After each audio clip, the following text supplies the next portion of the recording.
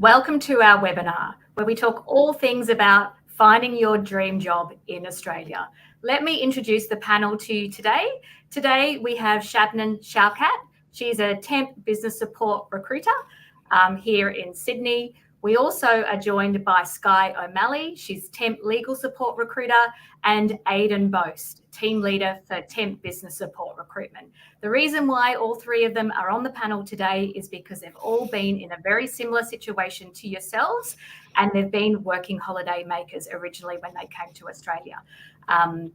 So today, the agenda for the webinar is we're going to talk about the Australian market. So I'm going to do an update in relation to the Australian market. Shabs is going to talk about getting situated in Australia. Then we're going to move into job search strategies and CV writing tips, then interview preparation and cultural adaptation, and an interactive Q&A session will be at the end where our team of recruitment experts will answer all of your questions. So let's start off our talent webinar by having a look at what's happening in the Australian market at the moment.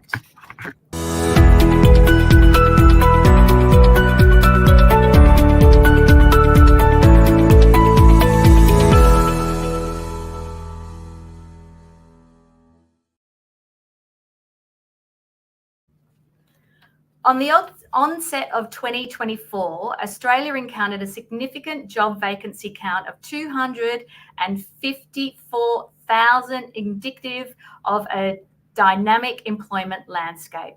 Job vacancies decreased by 0.7%, which was 2,900 vacancies in the 3 months to November 2023. This was seasonally adjusted. Despite this being the 6th consecutive quarterly decrease, the level of job vacancies heading into 2024 remained elevated. Job vacancies were 70.8% higher than they were in February 2020, prior to the start of the pandemic. This ongoing high level of vacancies reflected the continuing labour shortages in many industries. So what does this mean for job seekers? The figure represented a plethora of opportunities across various sectors, offering a promising outlook for those in pursuit of employment. With such a substantial number of vacancies, individuals for those who were looking for employment. With such a substantial number of vacancies, individuals have a diverse array of options to explore, enabling them to align their skills and aspirations to suitable roles. This abundance of vacancies not only signifies a buoyant economy, but also underscores the demand for skilled labour in the country. Job seekers can leverage this favourable scenario to secure positions that not only match their qualification, but also align their career goals, fostering growth and prosperity in the workforce. The Australian Migration Strategy, unveiled in December 2023, emphasised the necessity for long-term planning to support stable population growth and to facilitate better infrastructure, housing and services for all Australian residents. The strategy introduced the Skills in Demand visa system. This new system replaced the subclass 482 TSS visa, includes 3 tiers catering to different income levels and occupants, and ensuring a nuanced approach to meet Australians' evolving needs. In 2023, Australia experienced record numbers of migrants, reaching heights well above pre-COVID levels. This talent shortage persisted, sponsoring overseas workers can significantly alleviate the recruitment process for employers and the capability to do so, while also providing access to the broader talent pool. Temporary visa holders continue to represent a valuable source of skilled workers for temp work assignments, while providing employers with the option to sponsor if need be. Our 4.1% unemployment rate in Australia heading into 2024 indicated a relatively low level of unemployment compared to historical averages. This means that the majority of people who are actively seeking employment were able to find jobs, suggested a healthy labour market. For job seekers in Australia, including those on working holiday visas coming into the country, a low unemployment rate generally implies several positive aspects. One would be an increase of opportunities. So with a lower unemployment rate, there is more job opportunities available across a variety of different industries and sectors. Job seekers may find it easier to secure employment as businesses are actively hiring to meet their staffing needs. The second thing it could mean would be competitive job market. While there are more job opportunities, the competition for desired positions may also increase. Job seekers may need to demonstrate their skills, qualifications, and experience effectively to stand out amongst other candidates. It could also mean better job security. A low unemployment rate often translates to a greater job security for those who are employed, so companies may be less inclined to downside or make layoffs to the labour market while it's so strong. It could also mean potential or higher wages. So as a business completes skilled workers in a tight labour market, wages may increase to attract and retain talent, and job seekers may have negotiating power to secure better compensation packages. The challenges for working holiday visa holders is while unemployment rates and benefits are at 4.1%, those working holiday visas may face unique challenges. So employers may prefer candidates who can commit to long-term employment, potentially to making it more difficult for working holiday makers to secure certain types of jobs. Additionally, visa restrictions or limitations on working hours may impact job opportunities for working holiday holders. Overall, a 4.1% unemployment rate in Australia indicates a favourable job market environment for job seekers. It's important for individuals to include those on working holiday visas to be proactive, flexible, and prepared to navigate in a competitive job market effectively. The top industries in 2023 that were hiring were manufacturing, mining, wholesale trade, transport, postal and warehousing, information media and technology, and real estate.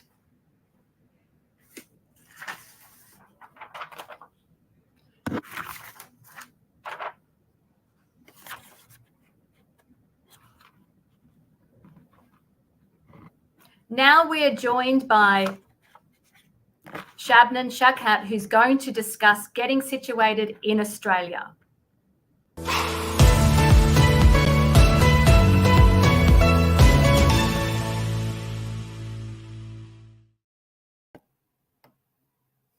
Hi, so first and foremost, let's tackle the crucial aspect of visa and legal requirements Australia offers. Australia offers a popular working holiday visa program allowing young adults aged 18 to 30, in some cases 35, from eligible countries to work and travel in Australia for up to 1 year. However, it's vital to understand the visa conditions before making any plans. So you must be between the ages of 18 to 30 years old at the time of application. In some cases, individuals up to 35 years old from specific countries may be eligible, depending on bilateral agreements between Australia and those countries. You must hold a passport from an eligible country that has a reciprocal working holiday arrangement in Australia. Eligible countries often include the United Kingdom, Canada, France, Germany, Ireland, and many others. The list may vary, so it's essential to check the current eligibility criteria. Health and character. So you must meet certain health and character requirements. This typically involves undergoing a medical examination and obtaining a police clearance certificate to demonstrate that you do not pose a health or security risk to the Australian community. You need to have sufficient funds to support yourself initially upon arrival in Australia. While specific financial requirements may vary, it's generally recommended to have access to around 5,000 Australian dollars to cover living expenses until you find employment. As mentioned, you must have working rights secured before your move. This means that you cannot rely on sponsorship from employers like People to People. Instead, you'll need to apply for the working holiday visa independently and ensure that you're legally permitted to work in Australia. So setting up bank accounts. Upon arrival, one of your first tasks should be setting up a bank account. Having an Australian bank account streamlines your financial transactions and makes it easier to manage your finances while you're here. Research different banks and their offerings to find one that suits your needs best. Be sure to bring along the necessary identification, such as your passport and proof of address, to expedite the account setup process. Sorting out your tax code. So tax matters may not be the most glamorous aspect of your Australian adventure, but they are essential to address. As a working holiday maker, you're subject to Australian taxation laws to ensure you're taxed correctly. You'll need to apply for a tax file number, TFN. This unique identifier is crucial for employers to deduct the correct amount of tax from your wages. You can apply for a TFN online once you've arrived in Australia, but it's advisable to do so sooner rather than later to avoid any delays in your employment.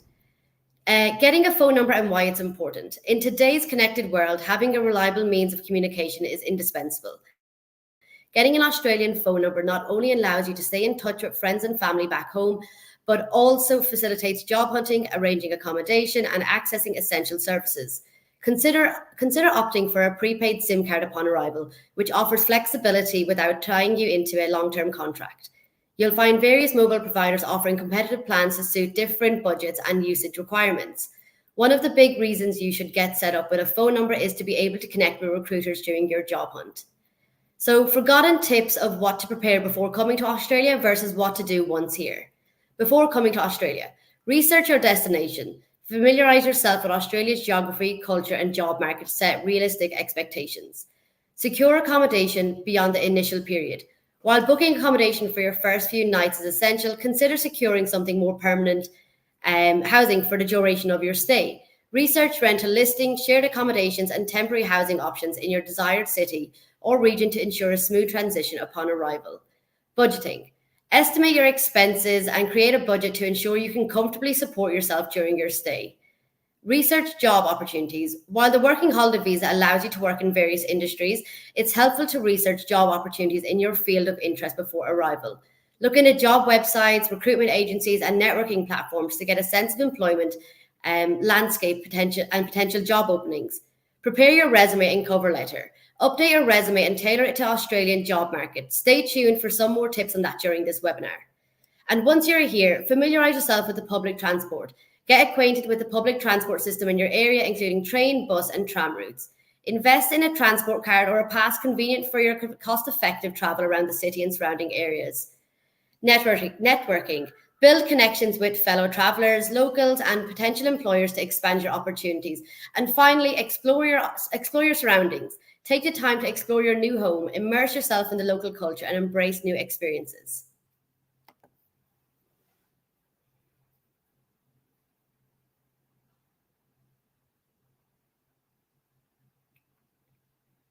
So if you've got any questions about getting situated in Australia for Shabnam, please leave them in the comments and we'll do our best to answer them live at the end of our Q&A session. We're going to continue along the journey today, career journey, and we're going to be joined by Skye O'Malley, who's going to talk about job search strategies and CV writing tips.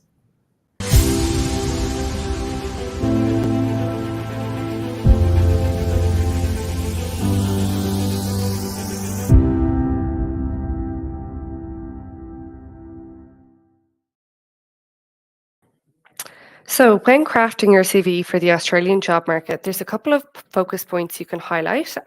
What we would recommend would be transferable skills. So emphasize transferable skills that are relevant to the position you're applying for. Highlight skills such as communication, teamwork, problem solving, and adaptability, showcasing how they contribute to the role. Also work experience. Showcase relevant work experiences, even if it's from your home country or previous non-professional roles. Highlight achievements, responsibilities, outcomes to demonstrate your capabilities and achievements. Education and qualifications. Include details of your education, certifications, and qualifications relevant to the job you're applying for. Highlight any additional training or courses you've completed to enhance your skills and knowledge. Language proficiency. If English is not your native language, highlight your language proficiency level, including any language certifications or qualifications you may have obtained. Overcoming the struggle of not having local experience. Lack of local experience can definitely be a common challenge for working holiday makers seeking employment in Australia, but there's a couple of ways you can overcome it. So skill enhancement.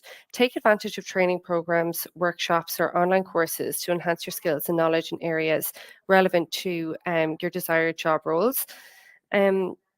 Continuous learning showcases proactive approach to professional development. So networking as well, build relationships with professionals in your industry through networking events, industry associations, and online communities.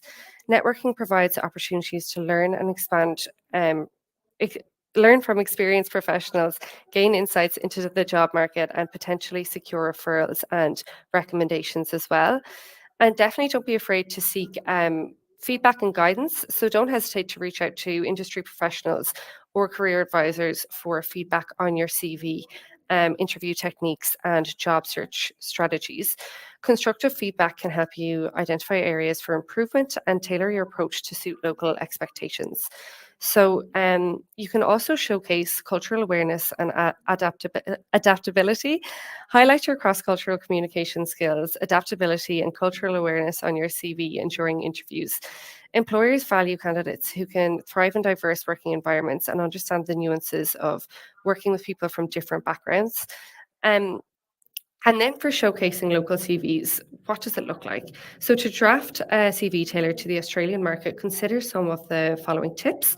So clean and concise formatting, use a clean professional layout with clear headings and bullet points to enhance reliability. Keep your CV concise, focusing on relevant information that aligns with the job requirements. Customize for each application. So tailor your CV for each job application by highlighting the most relevant skills, experiences, and achievements. Customize your resumes to showcase your background and how it aligns with specific requirements of the role. Include contact information. So ensure you're including your up-to-date contact information, including your name, phone number, email address, and LinkedIn profile, if applicable. Make it easy for employers to be able to reach out for further discussions. And definitely be proofreading for errors. So thoroughly proofread your CV to eliminate any grammatical errors, typos, or formatting inconsistencies. Attention to detail demonstrates your professionalism and attention to quality as well. And keep it concise and relevant. Aim for a CV length of 1 to 2 pages, focusing on the most relevant information that showcases your qualifications and suitability for the job. So avoid including any irrelevant details or information that does not directly contribute to your application. And then where do I begin my job search? Arriving in Australia on a working holiday visa can be very exhilarating, yet definitely a challenging experience, especially when it comes to finding employment in a new country. However, partnering with a reputable recruitment agency such as People to People can significantly ease the transition and enhance your job search journey. So with recruitment agencies, they have in-depth knowledge on the local market and industry trends. People to People can provide invaluable guidance and support tailored to your individual skills and preferences. Our team of consultants have established networks and employers across various sectors, enabling us to match you with suitable job opportunities that align with your qualifications and career aspirations. So one of the most significant advantages of working with a recruitment company is their ability to help you adapt to the Australian job market. So they can offer insights into cultural norms, workplace expectations, and industry-specific requirements, helping you navigate the nuances of the local employment landscape with confidence. Moreover, our recruitment consultants can provide personalized advice on CV writing, interview preparation, and job search strategies, empowering you to present yourself effectively to potential employers and secure rewarding employment opportunities as well. Thanks, Skye. If you have any questions about job search strategies and CV writing tips, please leave a comment and we'll do our best to answer them at the end of our live Q&A sessions. Lastly, we're joined today by Aiden Boast to discuss interview preparation and cultural adaptation.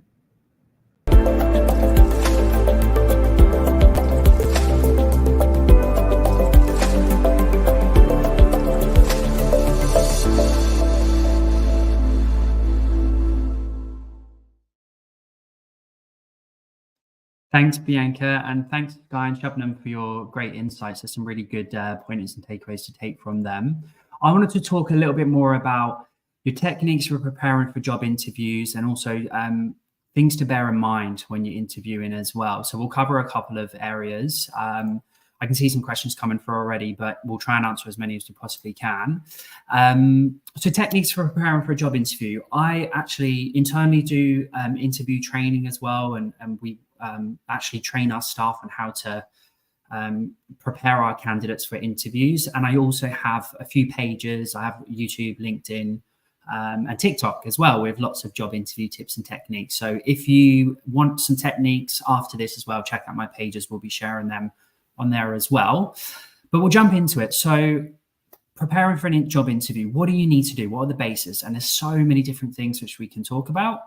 I wanted to cover over some areas and touch points. So the first one would be research your company. With so many times people don't do the basics here, so we're going to cover some of them. But researching the company, thoroughly research the company, but really understand what their mission is, what are their values, what are the products and services they offer, and what are recent achievements they've done.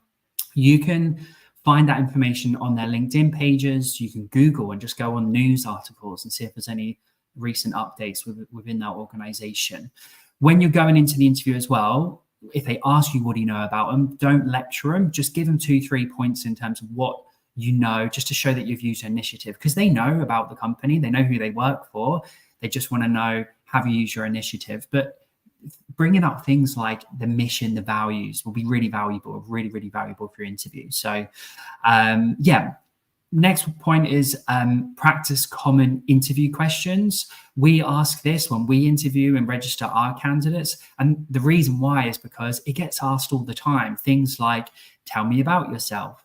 And you've got to be able to articulate yourself really well in that interview. Why are you interested in this current role and company, which we've touched over? What are your strengths and weaknesses? It's a common one. Everyone asks it. I know it's frustrating, but practice it. Don't try not to just have the general, I'm a perfectionist and that's what I need to work on. Come back with something which you can work on in terms of your weakness. So a good little tip for strengths and weaknesses. Practice responding with your skills and experience in terms of what you have, and really selling yourself in, because it's not natural for you to interview. So make sure that you're practicing and that you're able to explain yourself very well.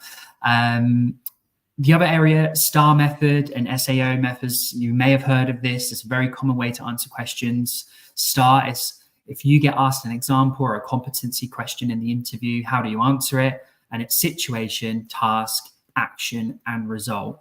One thing I do want to point out with that, though, is you don't want to be doing STAR method answers for every single question that you're asked.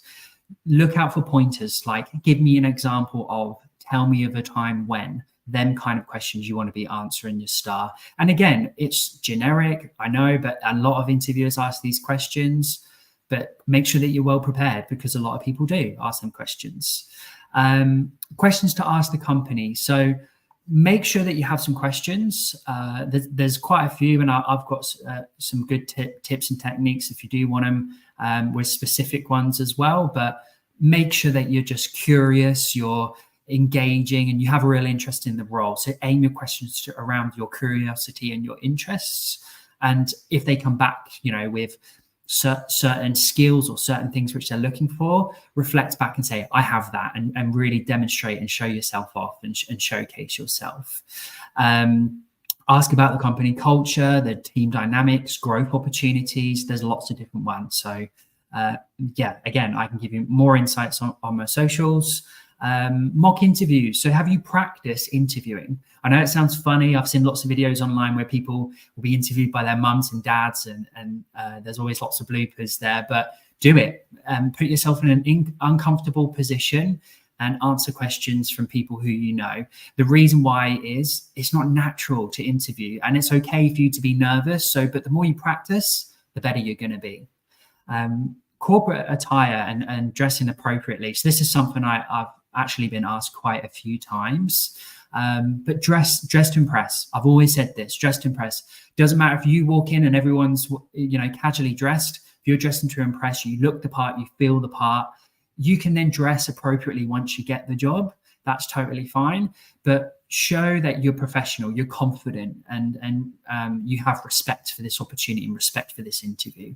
So I would even say depends on the company, but if it is it's a corporate company, wear a tie, wear a suit, wear something very corporate, or just maybe wear a shirt and a blazer. There's a few tips I wanted to give, but I do want to talk more around as well the cultural workplace etiquette in Australia. I've experienced that it's very different in terms of the UK. So there's a couple of things that I wanted to highlight. And just to give you context, by the way, I've been in Australia for 8 years now. So I've seen the changes over the years, as well as experienced what life was like in the UK. So communication style. So in Australia, I find that communication tends to be a little bit more informal and relaxed compared to some other markets.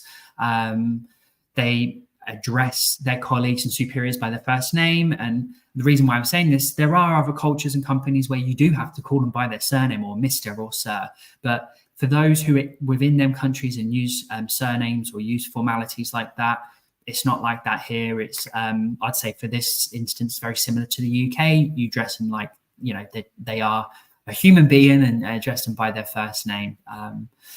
Work-life balance. So I would say as well, work-life balance is personally great. It's fantastic in Australia, but you do need to understand and respect people's boundaries around working hours and avoid being sent work-related emails or messages outside of working hours. I think there's a new topic coming up, and I'll probably highlight this in my next up-and-coming videos with the right to disconnect. So I'm sure that's another webinar in itself, which we can talk about. But yeah, the work-life balance in Australia is great. You are respected. Most companies who I work with will respect that you have personal time, and that's important. So something to note. Direct communication. So Australians appreciate direct communication. They value honesty and transparency in professional interaction. So be upfront and candid with your communication. Express your thoughts and opinion respectively and assertively. We actually did an intimate webinar or intimate meeting around having psychological safety in the workplace. And again, another talking topic which we could highlight and talk a lot about. But yeah, be direct and honest with your communication. People in Australia respect that. A couple more. So embrace diversity and inclusion. So I know for people to people, we're always celebrating what's going on within the recent diversity and inclusion events and cultural differences. So make sure that if you come to Australia, be open-minded, and make sure that you are working in an inclusive work environment. I would say all the companies I work with and most companies in Australia really do value and respect cultural appropriation and diversity in the workplace. So if that's a place, a place you're looking to work, come to Australia. There's lots of businesses who can offer that. And then lastly, punctuality. So punctuality is regarded and highly regarded in Australian workplace. Arrive on time, make sure you turn up to interviews, meetings, appointments, or anything you're doing. Make sure that you're arriving early, especially when I talk about interviews. I always say get there. If you're early, walk around the block, go grab yourself a coffee. Don't announce yourself until a couple of minutes before. It just shows respect and professionalism. If you're going to be late for any meeting, whoever the person you're meeting with, just give them a call and a heads up. Like I said, Australians are great people, so they'll give you that heads up. They'll give you the appreciation that you've called in. So, yeah, that's the summary of the cultural workplace and etiquette. I did want to touch over a couple of things to just to bear in mind when interviewing. So I mentioned the STAR method and behavioral questions. Make sure that you are answering them to your best ability. Use that situation, task, action, and result. Prepare a why me pitch. It's uncomfortable. It's not natural. So make sure that you're preparing a why me pitch and really sell yourself in when you are applying and interviewing for positions. Expect unexpected questions. So if you're good at debating, you're good at speaking, great. If you're not, I definitely recommend working on it, because you are always going to get thrown unexpected questions, not only in the interview, but when you're in a workplace. So make sure that you're prepared. One little tip I do want to give: send a thank you note after the interview. So whether that's to the recruitment agency or that's with the business, it's a really nice way, and it does make you stand out from the crowd. We talked about how especially for work on holiday visas, there's a lot of people applying for roles at the moment. So make sure that you're standing out from the crowd. There's plenty of tips I can give in terms of standing out. And lastly, I wanted to say people to people. We also have our own interview guide that covers job seekers and interview journeys from preparing for an interview, during the interview, how to conduct yourself once it's concluded. So you can go on our website, peopletopeople.com.au, and yeah, make sure that you're preparing yourself for the interviews. And I hope this really helps. Thank you for watching. Fantastic tips there. And I love the TikTok plug. And Mary Campbell has already followed you on TikTok. So that's great. So there you go. So you've got one more follower. So throughout the webinar, we've been receiving some messages from listeners in relation to some of the subjects we've covered. And now I would want to answer some of those questions and go through some of those questions and put them to the panel just to see whether they can help you guys out. So Teresa actually asked, what industries and roles are we seeing most busy? We covered the industries, so mining, manufacturing, wholesale, transport, postal, warehousing, information media, telcos and real estate. But in terms of what jobs we're seeing the most busy, what would you guys say as the busiest markets that we're seeing? Does anyone want to answer that? I was going to jump in. I've seen in terms of the tenure of roles, I've actually seen a lot of short-term positions come up, and they're really beneficial for working holiday visas. So your short-term reception admin covers have been quite popular. Having said that, we are finding that the businesses we work with do want to see some sort of background and experience within that space. So having them transferable skills are really beneficial, but the short-term stuff and roles have been quite popular. Personally, I've always had quite a lot of clients within the healthcare space. It's always a growing industry. There's always new things coming out. So that would be an industry I've seen. But I think I put a link on the comments. Check out ABS, Teresa. There's lots of cool stats in terms of what's going on in the workforce, which I love to share as well. Great. Thank you. And also legal support. So Skye, your space. Yeah, I was just about to jump in. So I work across the temporary and contract legal support space, and we've definitely been extremely busy. But similar to what Aiden has mentioned, the clients are wanting to see a little bit of previous experience within the specific areas of law and within previous legal support roles, but definitely is picking up at the moment. Yeah. So any of those short-term business support roles, reception, admin, customer service, we seem to see an influx of roles in relation to that. Nashu Patel asked, would you recommend coming over to Australia first, then beginning your job search, or trying to secure something before coming to Australia?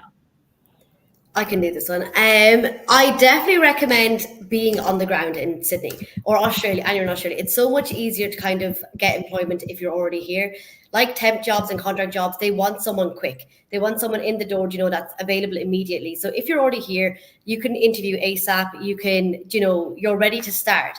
If they're waiting for you to kind of arrive, that job could be gone in a couple of minutes or a couple of days. So you do lose out that opportunity. But so being here definitely does benefit you by getting that job quicker. Yeah, particularly for temp roles, they need to be filled yesterday. Yeah. So if you're in the country, in the city, ready to start, ready to go, you're more inclined to secure the opportunity. Thank you. Richie asked, I'd like to inquire if you have work visa sponsorships. So I might answer this one. So Richie, this is an interesting one. I get asked this quite often.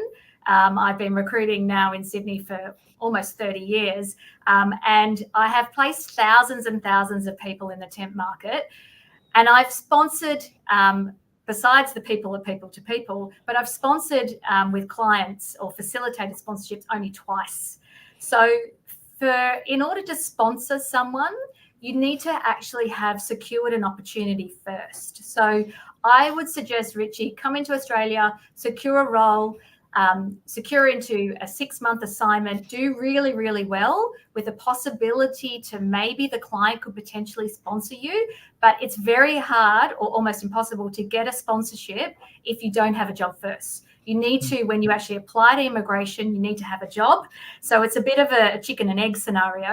So secure a temp job and then potentially get sponsorship. Through an agency, it's a lot more difficult, but through a direct client, there is a possibility of doing that. So I hope, Richie, that answers your question in relation to that. Let me just go through some more questions. Skye, this is one for you. What's the biggest difference you found when coming to Australia in relation to the job search process compared to back home? And this is from Georgia Lee. I think the biggest difference for me has been the level of competition. So because there has been an influx of work holiday makers, it definitely is a little bit more of a competitive market. But I think if you use some of the tips and tricks that Aiden had suggested, just showcasing your previous experience and relevant experience, you definitely are in with the chance. And then once you do secure a role, definitely trying to prove yourself and your work ethic to the best of your ability. I think that's where most people are successful, because employers will want to keep you on if you prove that you can do a really, really good job. Fantastic. Thank you. Thank you, Skye. I might just answer Mary Campbell's question, and I'll direct it to Aiden, considering Mary is a new TikTok follower of yours. So I have had the last year off working due to travelling and caring for a relative. I'm still coming to Australia. Should I list the gap on my resume at the top or just leave it out altogether?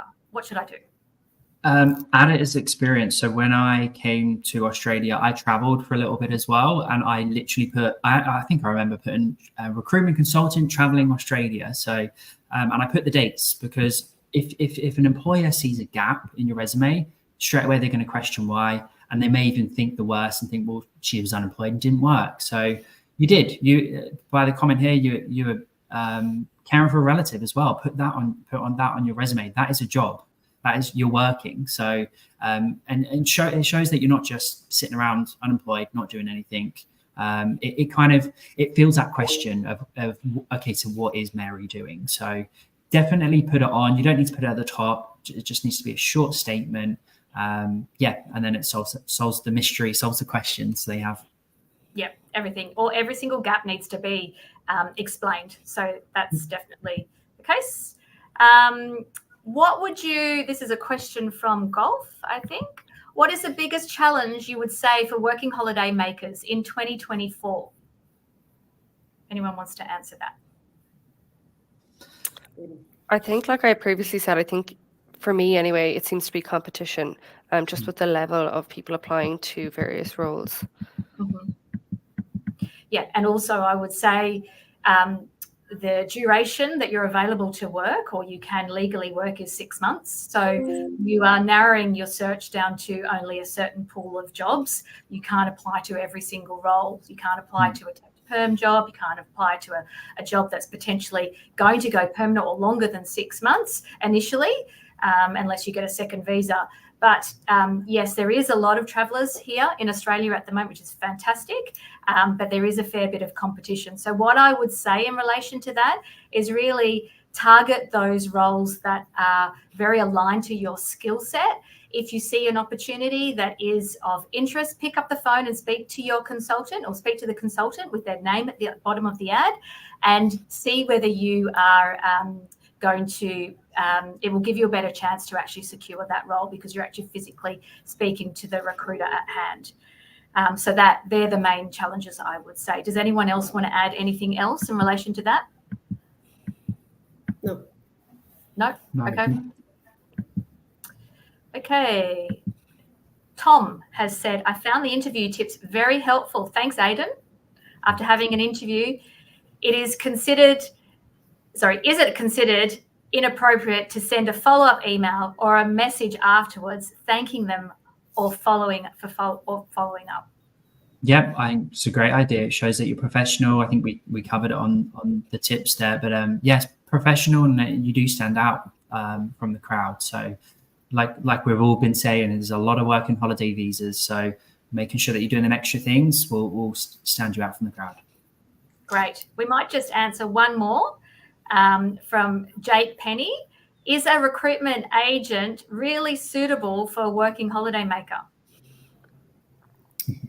Yeah, it definitely does help your process. If you're coming over and you're applying to jobs directly, like imagine the amount of time they're taking to go through all those ad responses, and they might filter out, working holiday visas if it is a longer term contract. So if you are in touch with a recruiter, we have more than likely we're going to have temp jobs or temp opportunities for working holiday visas. So it is easier probably for us to speak to you to kind of get a feel for what your experience is, and then we have that relationship with the client already. So we can always just be like, we've just met this great working holiday visa. This is their experience. They'd be a good fit and they can commit to a 6-month assignment. So we already have that relationship. So it's easier for us to kind of get you in the door. Absolutely. And sorry, you go, Aiden. I was just going to add, so I did see the question actually come through, and there was on that question, there was more context around, does it take more time for us to process visas and sponsorship? So just to be clear, we're a recruitment agency. We work for businesses. We don't process visas or sponsorship. We're not an immigration advisor or an employment agency. So there's no relation there. All we do is we find clients, and when we say clients, businesses, talented people. So as much as we'd love to help everybody, we just can't sometimes. But the people who we can help, we do everything we can. And it's a massive advantage. Like Shabnam said, we have them relationships already locked in.